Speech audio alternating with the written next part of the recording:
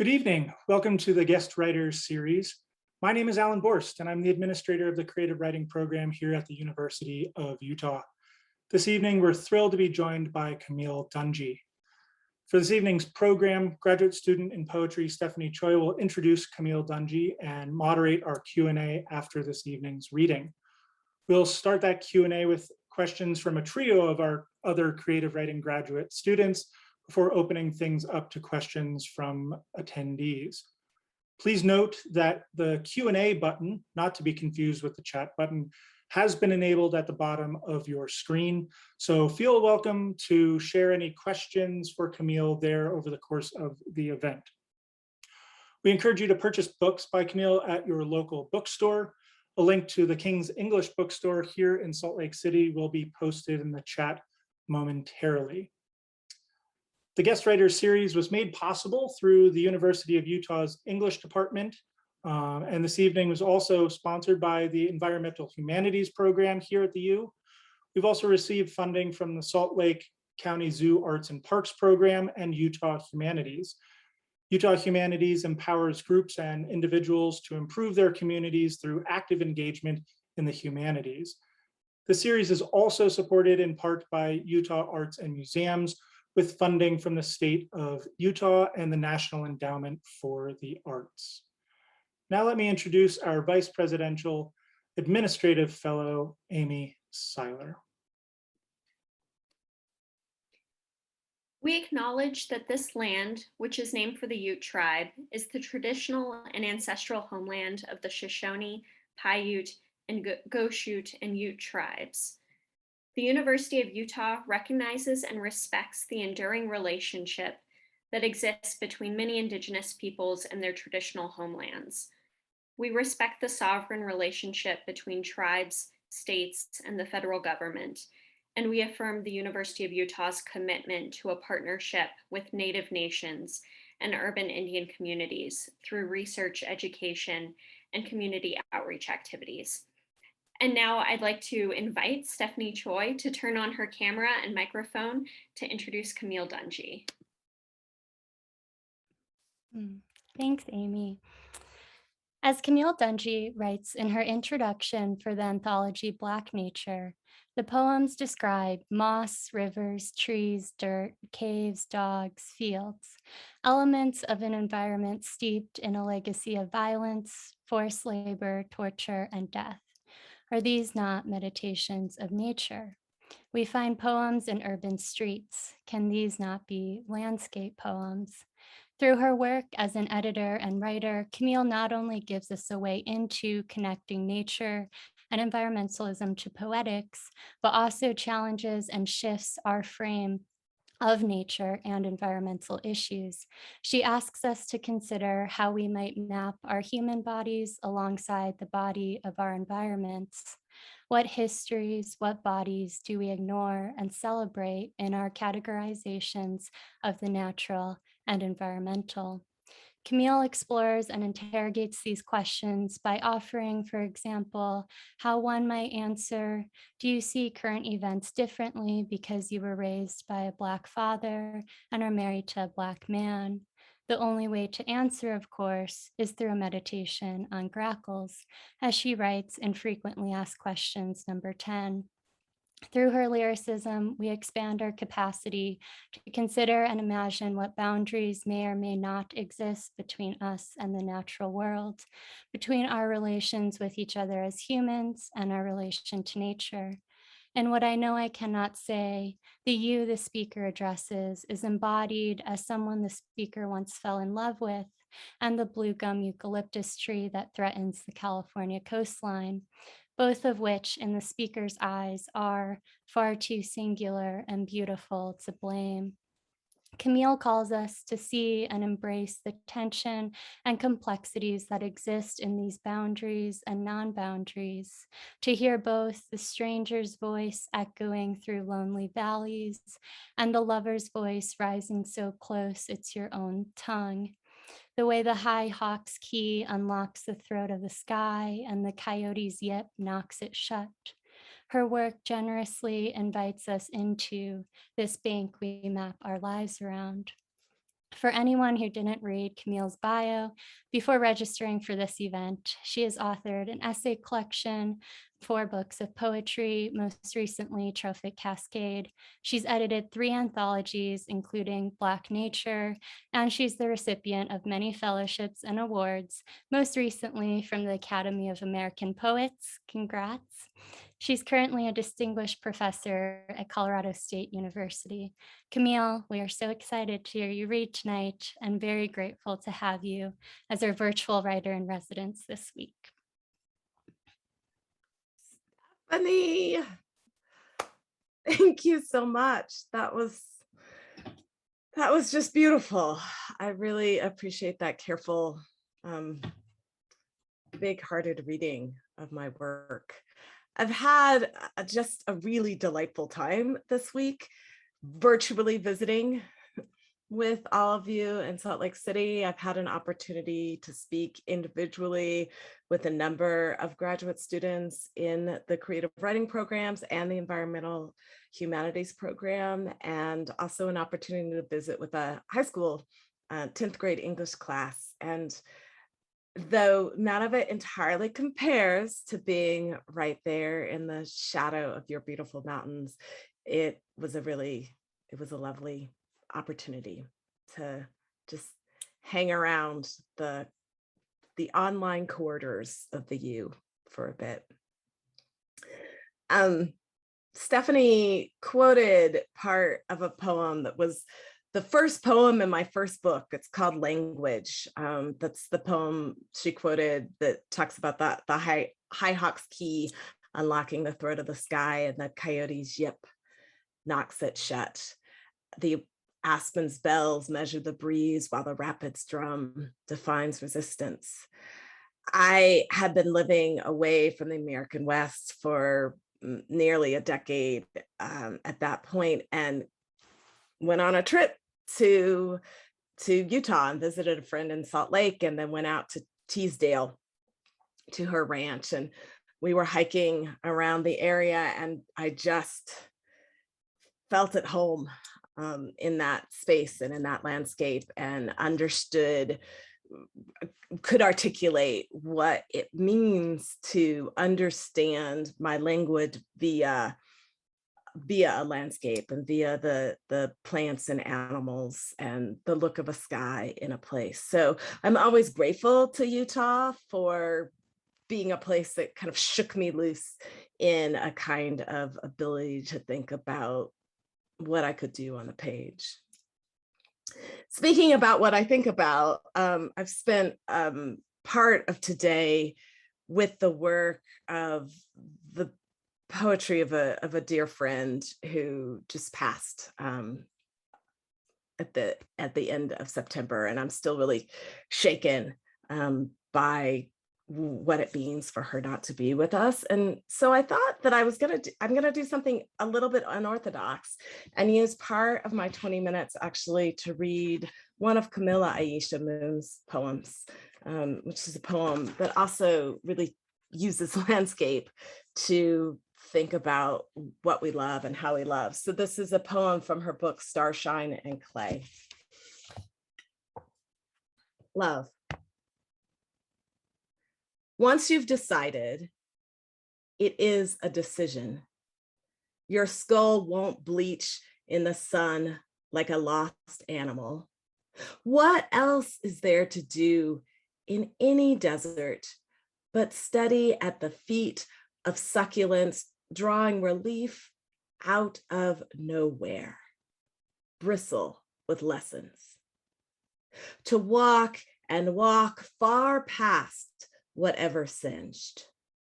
The trudge of faith, every body of fire knows until some inexplicable, glorious flower or face sirens the water, and honey rooted in your cells rolls all of the little stones away from the tomb that still is your heart, and roars without words, rise. I think that one of the things that poetry can do is stand as our testament while we're here for how we want to be thought of when we're no longer here. And I think of that particular poet, Camilla, I ship Moon with love. Sometimes these losses just get unbearable, though. They just kind of pile up and feel a little hard to get around. Oh, my dear ones, in her sleep, in the passenger seat, at the wheel, slipped on ice, pulled under the pond by the hands of a stranger, by the hands of a lover, by her own hands, her heart, due to complications, surrounded by family. After long illness, we don't yet know why. We didn't know it would happen this soon.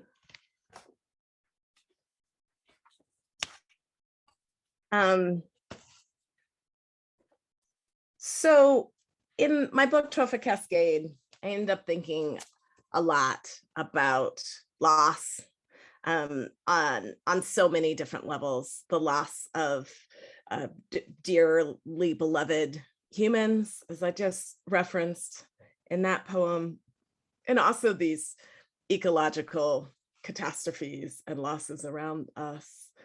But what also happens for me, even as I'm thinking about loss, is I often think of its opposite. I think of the joy that I'll always have with the memories of these people. I think of what comes in the wake of loss. Have you guys read about the three-eyed shrimp that they've found out in the Utah desert? That's mostly all I can tell you right now, but there's like three-eyed dinosaur shrimp that are showing up right now in the desert, that are like a new species, essentially. And so, you know, all these other things disappearing and something wondrous also coming as well. It's a balancing act all the time. Notes on what is always with us. This week, I threw a birthday party for my mother, and grief came along for the cake. 10 mothers at my mother's birthday dinner, 3 of them bereaved of a child. The dead celebrated right there with the living. We asked grief to be quiet, but she smiled, smacked her lips, and tore into her steak. On land, adult penguins have no natural predators. The big bad wolf is not in Antarctica a problem. No lions, no tigers, no bears. Penguin eggs and penguin chicks are always at the mercy of skua and disaster, but even from the leopard seal and orca, the land-hauled adult penguin is safe. I am trying to write about penguins, about predatorless terrains. I am trying to write about joy and a kind of cold beauty, but grief won't stay away. Grief will ride in on the smallest of bodies, a tick on a cormorant's wing. If the winter isn't cold enough to kill it, that tick will embed itself in the penguin's neck, the back of her head, anywhere the penguin cannot reach. And because she has no way to tell anyone, and because even if she could convey her agony, there would be no way for her fellow birds to help. She will itch for a while, swell for a while, then abandon her nest for the water's relief. She will run and slide and dive into danger. Her eggs will die and her chicks will die, and she may dive as well. I am trying to write about predatorless terrains, but grief will ride in on the smallest of bodies, a tick on a cormorant's wing. I try to write everything down because I know it would be easier to forget, and I want to avoid the comforts of suppression. Scouring journals for my notes about seabird ticks and their toll on Antarctic penguin populations, I find a different set of notes. I'd written, "The only time I really talked to you was in your Trenton kitchen." What I meant was that was the only time I ever saw you genuinely smile.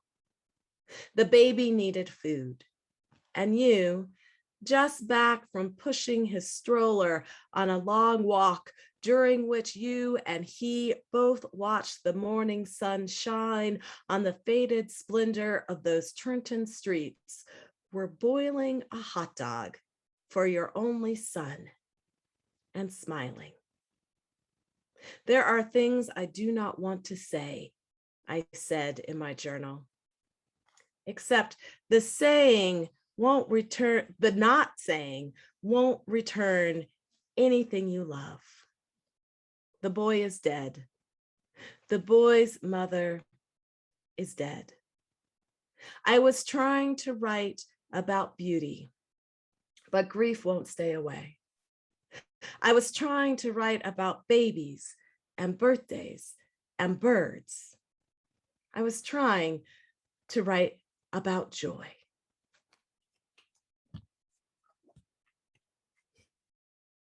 So this book has a number of series in them. There are these returning preoccupations about birthdays and beauty and birds and joy and also grief. But there's also a series of poems where I'm trying to figure out what it might mean to be a mother and a writer and a mother in this moment in the world. And some of those poems take the form of Ars Poetica, poems about the art of creating poems. And the Ars Poetica are a little bit sideways. So it's not really a direct answer to what the art of poetry means to me, because I don't think that there are very many direct answers for us in this world. Ars Poetica Apocalyptica. The boy walks me to the near edge of the purple horizon, past the last of the strip malls, past the dancing rebels, the food trucks, the penny saver girl. Keys bell his belt loops and pockets. Keys jangle his necklace, castanets in his small calloused hands. The boy walks with me toward bubble-roofed aluminum trailers and a horizon the color of plums. Keys sprout from the dirt at our feet, the way it used to be with clover.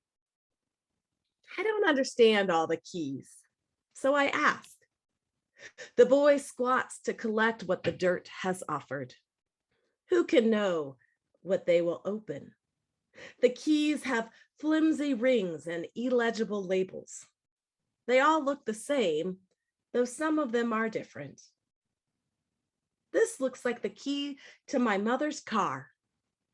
A church key. The office?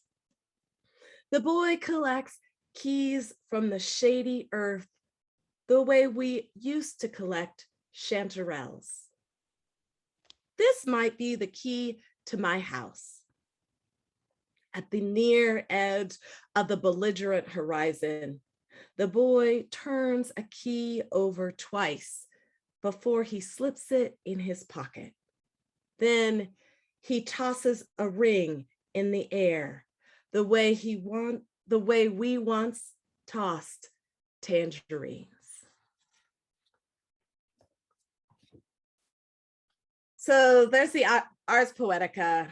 Like, what does it mean to be writing poems at the end of the world, and what does the end of the world even mean?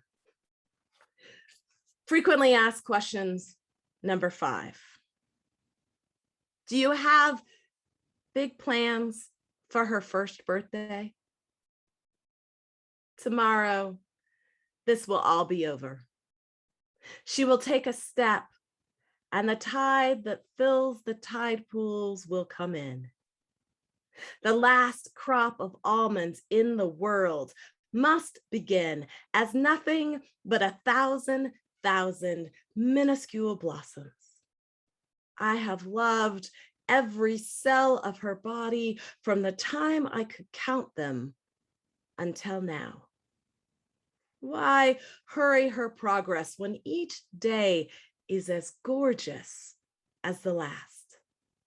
She will take a step, and the beekeeper will plant his hives in the orchard. Walk away. So I'm going to close with 2 new poems. When talking to the students today, or this week, I talked with some of them about like just the ways that you can impose, like, I said to one student, it's like a little bit like thinking about like putting low profile shapewear on your poem. Like, what's the kind of way that you can take this beautiful, wonderful, natural body of your poem and just, turn it up to 11 a little bit. Just make the things that are alluring and compelling to us in poetry just a little bit more pronounced.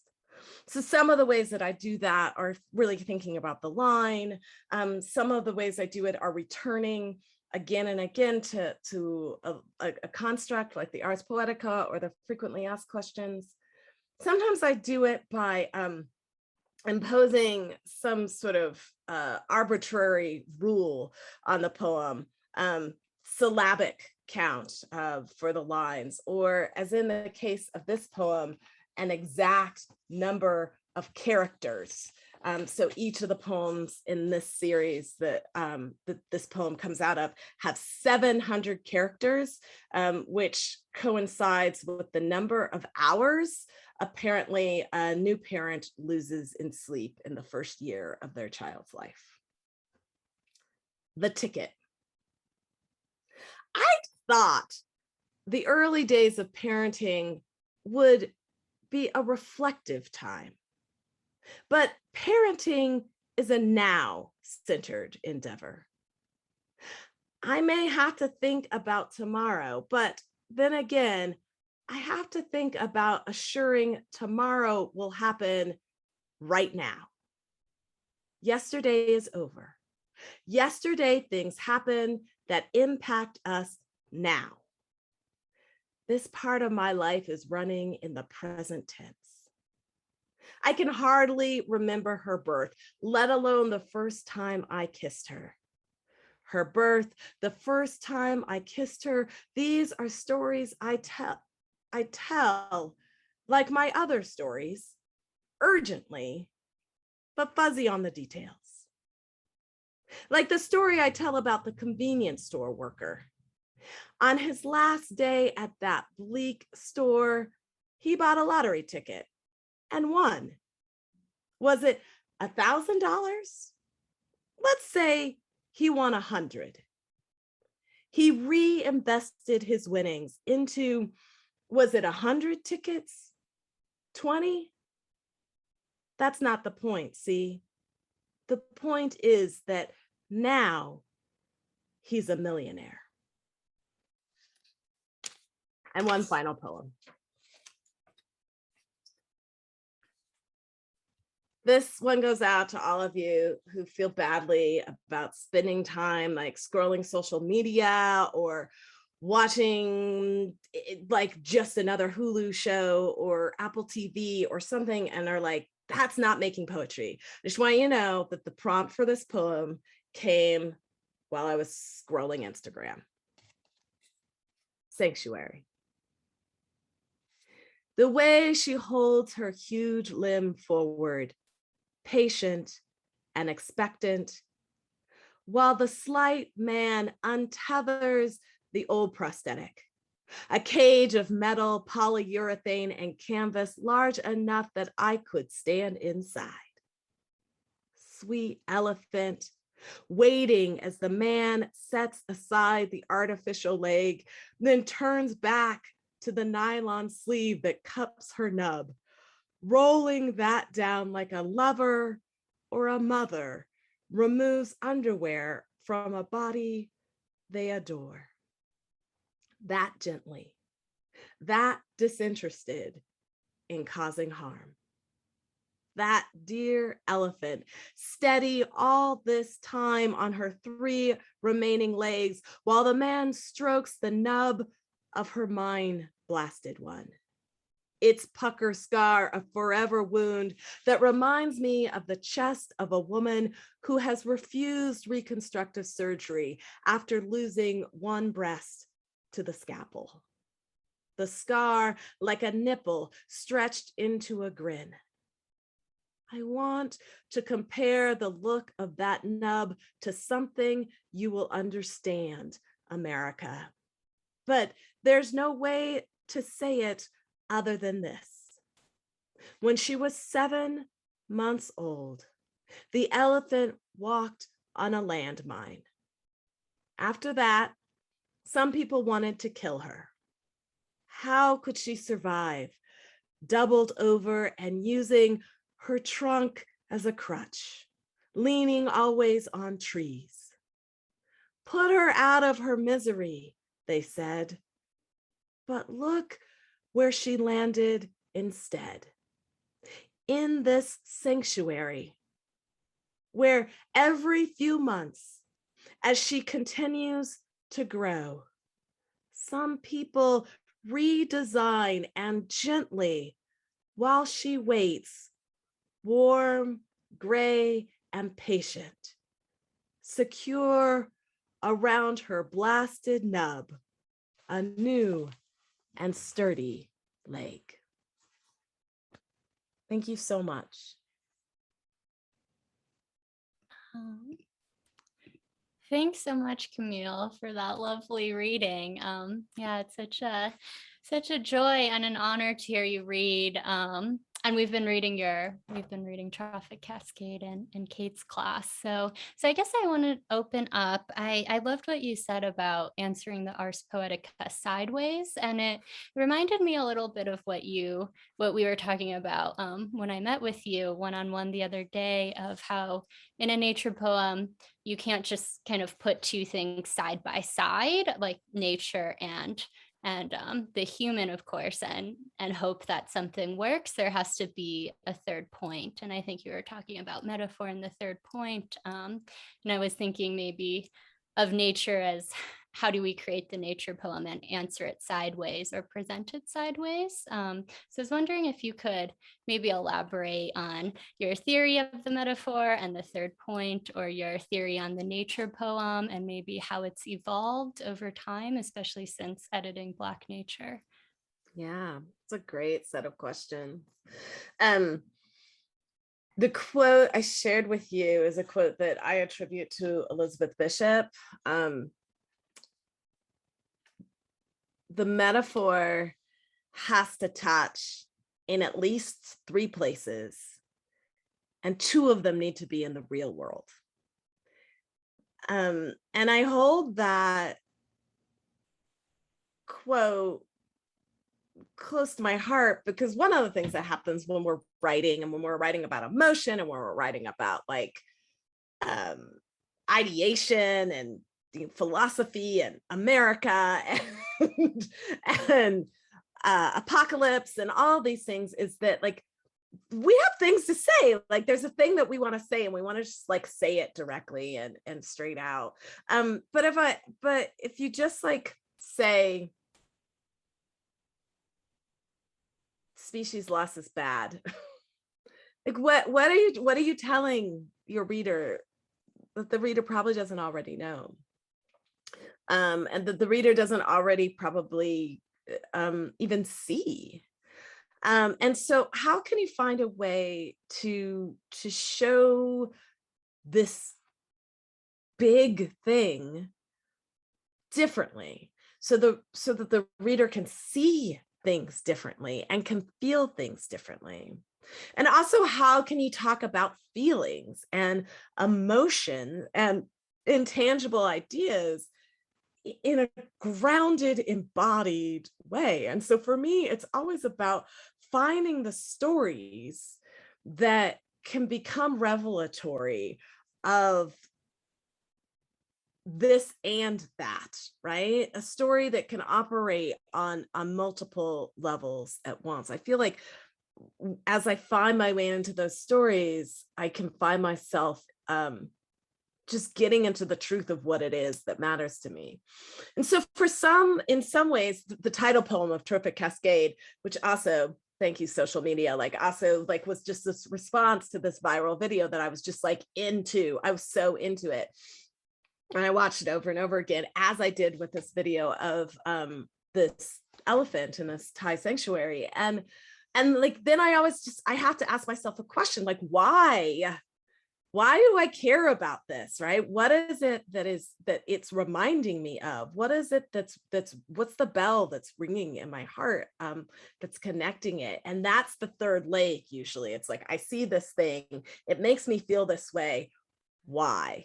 Right? And the why is like what matters and what allows me to translate my perceptions and my emotions outward to somebody else. So I guess that's the thing. Just keep asking yourself why it matters to you and how it is that you can describe that. And for me, like, how do I get to that is like, there's a whole bunch of different ways. In the last poem I read you, it was the title. It was when I figured out that the title of the poem was Sanctuary, which is like, this elephant is in a sanctuary, but I'm also thinking about the ways that we can be sanctuaries for the lives around us who are broken and battered by exactly the cruelties that we're also part of. That becomes the metaphor that opens up the poem, but it's also a real thing. A sanctuary is like a real thing, right? And so the metaphor has to touch in the real world always. Great, thank you so much. So we have a couple other students here, Chengru, Jamie, and Jess. So I don't know if Chengru, you wanted to ask a question or get us started. Oh, sure. Thank you, Stephanie. And thank you, Camille, for your reading. And thank you for sharing your love, loss, and grief, and everything, beauty. I think I'd like to hear you talk a little bit more. It's like a broad question on nature, poetry, language, and also identity. How do you see your relationship with nature? And how do you see your relationship with nature maybe changed through poetry writing? And does your understanding about nature kind of change through writing and also through your experience of editing that beautiful anthology, Black Nature? Thanks. I mean, yeah, it changes. I guess I'm just always hoping for change. I don't want to be static. I don't want to be static in how I'm thinking about the world. I don't want to be static about how I'm experiencing the world, and the world is not static. And so to truly live in connection, the world really requires constancy. As the great Octavia Butler says, the only thing real is change. Change is God. She writes in her book, Parable of the Sower. And so, like, just really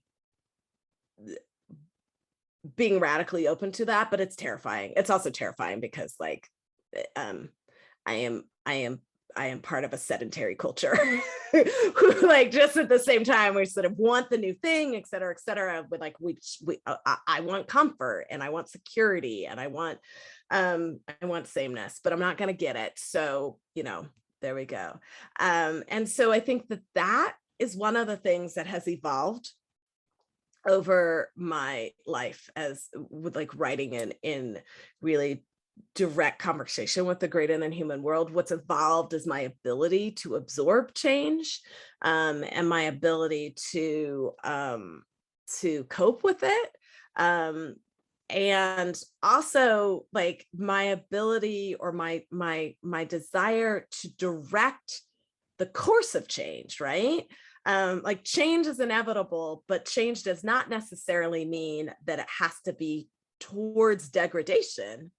It can be towards reclamation and conservation and renewal. right? And so how can I shift my ways of thinking and talking and writing so that it's not like all the grief and all the loss, but also and seeing possibilities and other ways of being. And that I find recently I'm kind of more militant about, even that I want my writing to be a catalyst for positive change, more than only about witnessing and reporting loss, right? And I think it's always kind of been that way, but like I've consciously been thinking about that in the last year or so. So that's a huge question, but that's one of my answers to the question. And then another important answer to the question, I think, when Black Nature was published, when I first started collecting the poems for Black Nature, I first started collecting those poems in 2006. And you have to do this, what's called a literature review, to just convince the press that the book is needed in the world, that there aren't a million books like it. And there were not a million books like it in the world, like there were none. When I did the literature review of all the major anthologies of environmental writing and many of the major journals, I found 6 poems by 5 Black writers. That was it. It was ludicrously like an absence of these voices, which was very strange to me, because I, in my own little collection of poems that I like, that I gathered, all the students who met with me today, like I was like, or this week, I was like, oh, you should read this and you should read that. Like, I'm like a reader, I'm a voracious reader. And like, I was collecting all these writers of color writing about the greater than human world. So like, what was missing, right? What happened that those writers weren't there? One of the things that has changed in the years since Black Nature was published, it was published in 2009, is that absence really isn't there anymore, right? I'm the poetry editor for Orion Magazine. Amy Nasukumatata was the poetry editor for Orion Magazine before me. Between 2018 and 2011, the number of writers of color and women who are in Orion Magazine has exponentially increased, right? And if Orion Magazine is like one of these outlets that's like the environmental, magazine things, like this means that the conversation and who's included in the conversation has really changed. So that's exciting. Like, I don't need to anymore, as I was in 2009 through 2006 to 2010, being like, hey, we're out here. I don't need to do that anymore. Like, people know we're out here. And that then means that I can be doing other things with that energy, which is like more look at what I'm doing as opposed to look at that I am doing it, right? That's a huge difference, and it's better.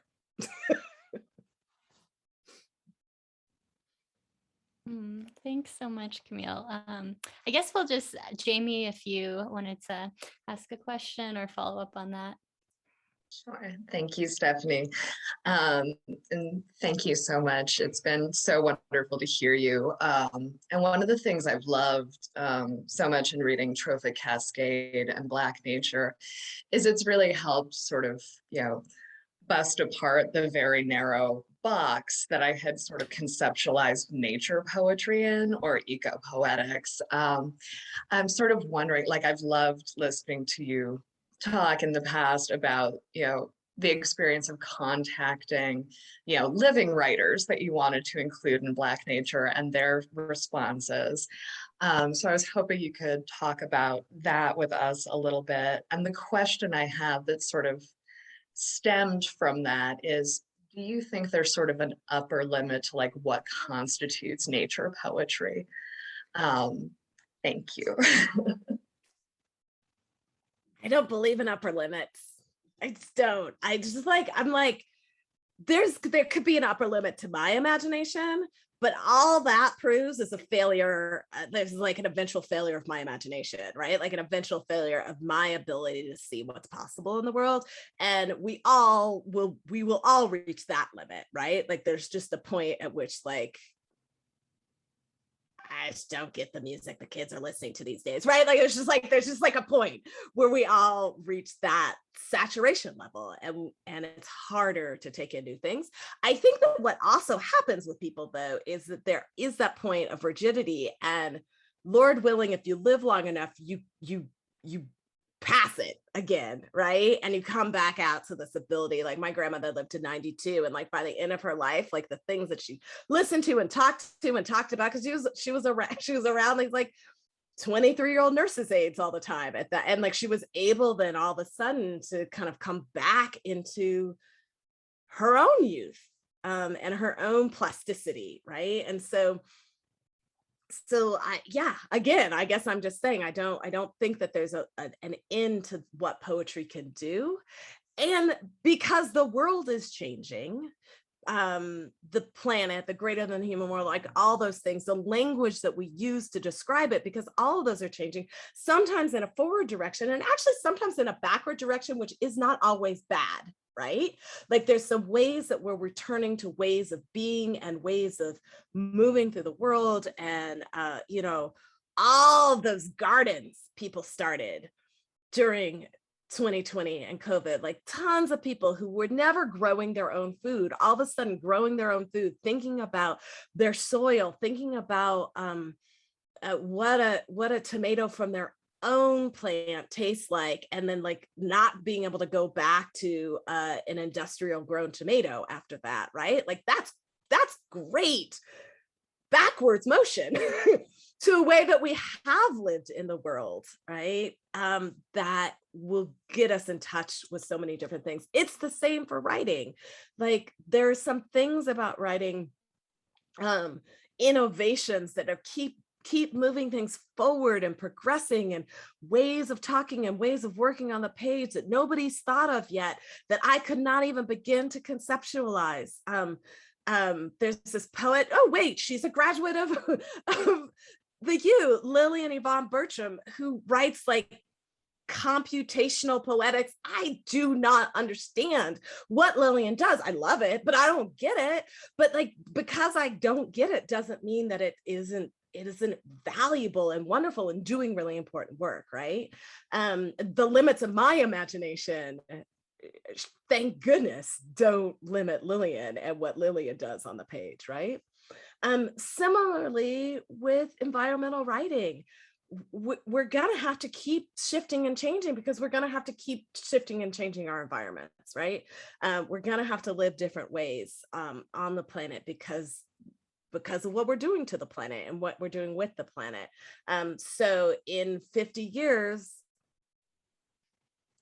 people writing about Miami are going to be writing about a really different Miami than people today are writing about Miami, Manhattan, New Orleans, right? Like all these places we'll have to evolve how we describe them. And some of that evolution is happening right now, and some of it we can't even perceive.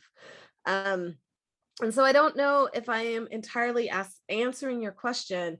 Maybe one of the things that I am revealing in my answer is like how much I refuse to be put in a box, how much I refuse to be told what I can and can't do, and how I can and can't do it. And so therefore, because I do not want anybody to tell me what I can and can't do or how I can and can't do it, I don't want to tell anybody else that either.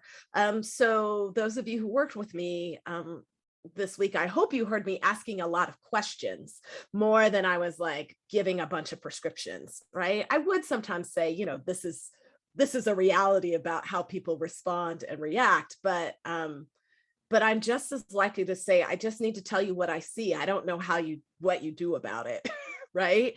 Because it's your poem and it's your imagination, and I want this world full of all kinds of makers and changers and thinkers. Having one dominant voice is the surest path to catastrophe, right? We have to have diversity of voices, visions, bodies in the world.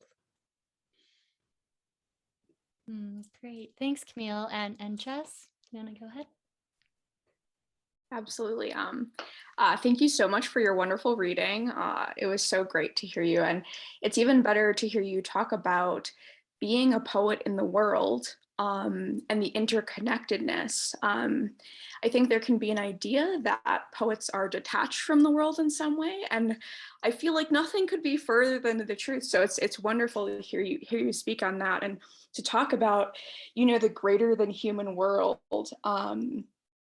Yeah, so given that, I was wondering if you might talk more about, I know you earlier were talking about scrolling on Instagram, you were talking about a viral video, and I feel like poems can come from all different kinds of places. So I wondered if you might want to talk more about your process of gathering poetic inspiration, or how you land on a poem, basically, like the ways in which you shape it, either on the idea level, when you're sort of gathering the fodder for it, and also as you were talking about the shapewear analogy, once you begin putting it on the page. So both like the inspiration for like content and what you want to write about, as well as like constraints and forms that you play with and impose on your poems. Yeah, I think at some point they merge into a kind of chicken or egg thing, like what comes first, the thinking about it's got to be 700 characters, or the what goes into those 700 characters, you know, like what it's about. So with that poem, The Ticket, like I definitely was thinking about that lottery ticket guy, like, because who doesn't want that to happen? Right. And like my question is always like, how much do you reinvest, right? Like what's the limit on that, right? And so I was kind of just playing around with what it might mean to be a winner. But I was also like really tired.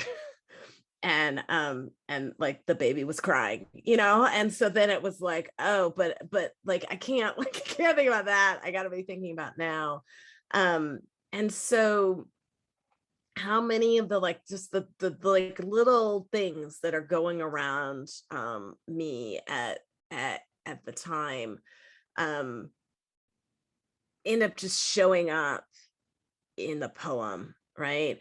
In the poem that I read about the Antarctic seabird ticks, and it's really true. Like I was really writing this poem about I was trying to write a poem about my mother's birthday. I end up thinking about these Antarctic seabird ticks. I need to go and research. I couldn't remember the bird that the ticks came in on. I couldn't remember whether it was gulls or cormorants. So I had to go back and look at my notes, and in going back and looking at my notes from that time in my journals from the time, I find this other note about going to visit my friend before her death and her partner, and like all of a sudden the poem shifts and changes, right? So the like having the one inspiration that I think is the one inspiration that I think is the one track, kind of just circle back to Stephanie's question, like that I think is the story that the poem is, and then the third thing comes in to allow me to really understand why I care about this, right? And what it is. So the circling back to the question why is part of the thing, the knowing that I have a certain amount of space, like just formal restraints help me. I talk a lot, like all the time. I'm a talker. They say certain people have a certain number of words a day, and like I'm at the high end of the word thing. And for me, like talking and writing are similar. Like I like the energy that I put into writing, like I could write all day and not talk to a person, and that would be fine, right? Because it's like I'm still talking on and on and on. But you know, you don't need to read a poem forever and ever. And so one of the things for me with constraint is that it keeps me like, but what matters? What matters? What's important? Why? Like, how can I say that most efficiently? How can I make that most compelling? What can I take out that like is not adding anything? Like, what are the articles that we don't need? What are the conjunctions that are suggested that we don't need? And so those kinds of things then will also drive decisions. They'll, if I take out a bunch of prepositional phrases, the verbs have to really be working. And so it's going to change the verb that I put into that place, because I can't put all the extra prepositions and adjectives around to show the action. And so those are formal kinds of things that help decide what I write, right? And what the action of a poem ends up being. But also like editing, right? This is as much as I talk to people, it's always kind of weird for me, because like I would have preferred to have gone back and edited that response to you, Jess. There's a much more succinct and direct way for me to have said all the things that I needed to say, but I write and talk my way into my answers. And it sometimes will take me a while to arrive at what actually the thing was. And if we were doing an interview that you were then going to print, I'd like cut out a bunch of that throat clearing stuff at the beginning, right? But I don't get to do that here. Thanks, Camille. So we have a couple questions in the chat. The first one's from Samyak Shertak, who you met with earlier this week, and he was wondering, this is also about shapewear and form and how you encourage us to find our own forms as younger poets. He's wondering if you could talk a little bit about how you found the form that you call your own, and how your journey to discovering it, if it's an inherited form, and how you made it your own. So I think this is a little bit in line with what you've been talking about too. Yeah, it is. It's in line. I can say in my first book, which is called What to Eat, What to Drink, What to Leave for Poison, every poem in that book is a sonnet of some sort. Every poem in that book is 14 or 28 lines long. There's a seven sonnet sequence. And like some of the other requirements of the sonnet were important to me. I really love the Volta. I think the Volta is like a fantastic, the little turn somewhere 3/4 of the way through the poem where you're like in and it like telling the thing on this train of thought. And then you decide to either go deeper into it or be like, but actually, and turn away, like, right? Like that's a beautiful moment in a poem. And as a young writer, a young loquacious human who was trying to be a poet, the constraints of the 14-line poem that had this kind of argumentative structure was really important to me. Another thing a lot of the poems in that collection do is they pay attention to syllabics, but not accentual syllabics. It's not metrical, but I do count the number of syllables per line, often actually in odd numbers, which kind of pushes you away from a metrical sound. And I'm really paying attention to internal rhymes. So I'm really thinking as I'm writing these poems about like what a sonnet looks like to me. And I was told by readers and professors and mentors at the time that I could not call these sonnets because they didn't rhyme, they weren't metrical, and they didn't follow the rules of a sonnet.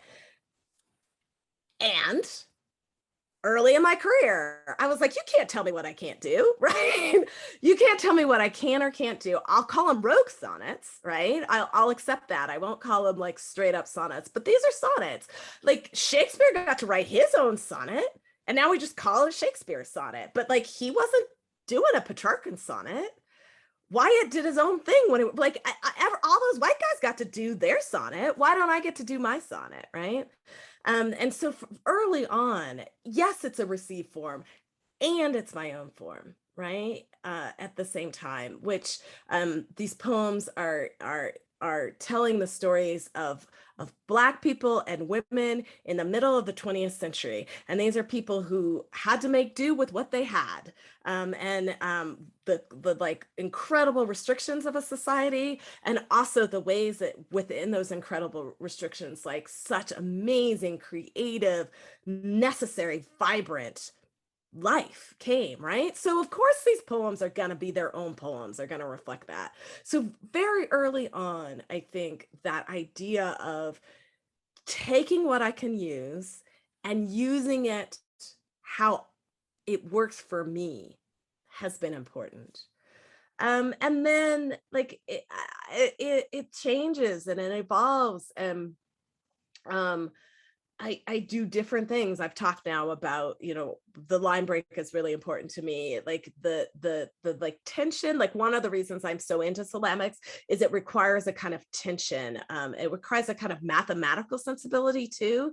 Like there is a part of me that is a scientist who was not a scientist. And so like, I like that logic that can happen. And so I try to figure out how I impose a kind of mathematical logic on my poems.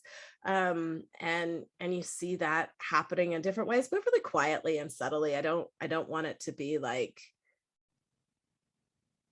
I don't want it to be obvious. And so those are some of the things for me. And sometimes I'll kind of do a thing like the Ars Poetica. The Ars Poetica titles actually came afterwards. I had written all the poems and I understood them to be holding together, but I couldn't quite understand how until the titles came. And I realized that they were all ways of thinking through what it meant to still be a writer with my own world changing and like the larger world changing around me. And then the frequently asked questions, I wrote 5. The one I read you was the last, and I thought it was the last. And my husband, who's one of my readers, was like, you'll write more. And I was like, no, I'm finished with that. And then, you know, like 6 months later, the floodgates opened up again. But the next 5 frequently asked questions are really different than the first 5 in lots of different ways. And so one of the things to remember is when you create your own form, you don't even have to keep consistent. Like you're allowed to shift and move as the urgency of the poem requires. Which I see Bailey's question too. What are some of the biggest difficulties of publishing your work and how do you overcome these difficulties? And I feel like that question kind of loops into this as well. One of the hurdles for a writer always is finding your audience, right? Finding the people who will read your poems as you intend them to read. So Jamie alluded to something that I've talked about before, where in the beginning, when I was collecting Black nature, I would contact these poets and whose work I wanted in the book. And some of them would be like, this isn't a nature poem. And I would talk to them about the ways in which I did believe that this fit a different set of ideas about what a nature poem could be. But the other responses to from people were, thank you. I've been writing this way my whole life, as nobody has seen me, right? Nobody has included me in this category before. But they've been writing that way their whole life. They've been doing the work. They have been doing the best work they could do. And eventually, your audience finds you. If you are doing the work and you're doing it well, and you're doing it with like deep integrity and care and attention and precision, your people will find you. But honestly, when you write on the margins like that, it can take longer. And that can be really frustrating. And so how do you overcome that difficulty? I think you go and find your people. You find your people and you build your world of other people who are doing this work, and you just construct your community. And then other people eventually are like, hey, it looks cool over there. And you're like, yeah, we knew this all along.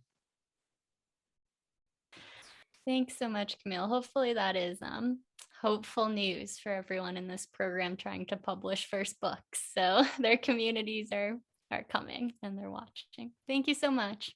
You're welcome. Thank you. So we are in fact out of time and questions. Our collective thanks go to Camille Dungy. Thank you so much, Camille. It's been so rewarding and energizing to spend our evening with you. And let me also thank you on behalf of our graduate students who were able to spend one-on-one time with you over the course of this week.